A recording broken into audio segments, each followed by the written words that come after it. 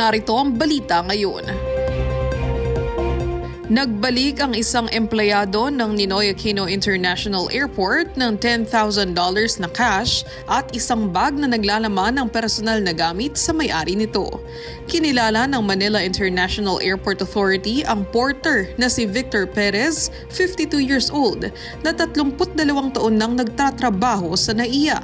Ayon sa MIAA, naglalakad si Perez sa Arrival Extension Bridge sa NAIA Terminal 1 nitong April 13 para kunin ang mga pushcart nang makita niya ang nakabundle na pera sa lapag ng paliparan.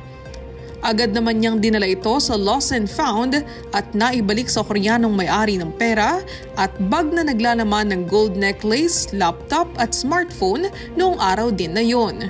Kwento ng Koreano, nahulog ito sa bag niya habang naglalakad sa rampa papunta ng Arrival Extension ng airport. Yan ang balita sa oras na ito. Sa All TV News, una, ang tama at totoo. Sundan ang mga balita sa All TV News PH sa Facebook. Manatiling nakatutok sa All Radio 103.5. Ako, si Michelle Giliang.